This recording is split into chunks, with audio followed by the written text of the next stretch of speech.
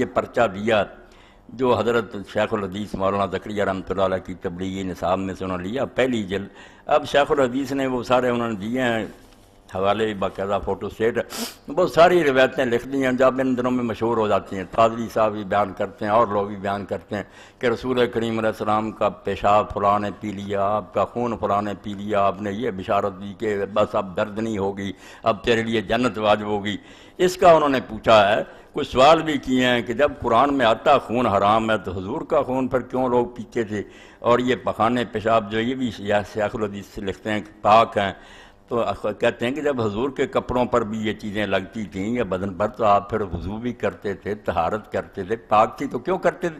تو لمبا چوڑا انہوں نے لکھا کہ یہ کیا مصیبت ہے. بہت پڑھے لکھے آدمی، ٹھیک ہے بات، ایسی ضعیف اور کمزور روایتوں نے اسلام کو بدنام کر دیا. ساری دنیا کہتی ہے یا رسول اللہ لوگوں کو صفائی سکھاتے تھے اور اپنا پیشاب پلواتے تھے. تو اس بارے میں میں زیادہ نہیں بحث کروں گا.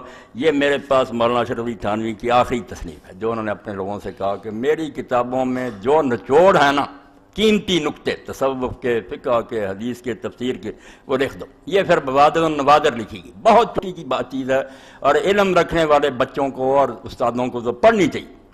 تو اس میں مولانا نے پھر یہ 391 سے لے کر اور 393 تک 12واں نادرہ طہارت بول و براز حضرات انبیاء علیہ السلام اس پر لکھا.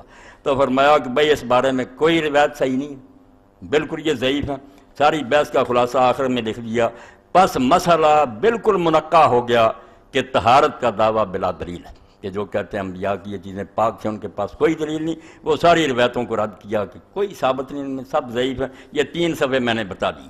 اور دوسری کتاب یہ التلخیص الحبیر فی شرح احادیث الرافع الکبیر، یہ حافظ ابن حجر العسقلانی کی ہے.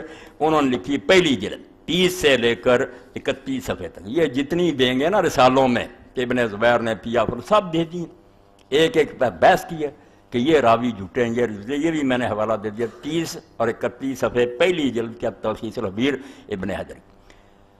اللہ کے رسول کو اللہ نے جو شانیں دی ہیں نا وہ اس کی محتاج نہیں ہے کہ لوگ پیشاب پئیں اور پخانے کھائیں، یہ کوئی چیزیں نہیں، یہ بالکل گھٹیا لوگوں کی باتیں ہیں.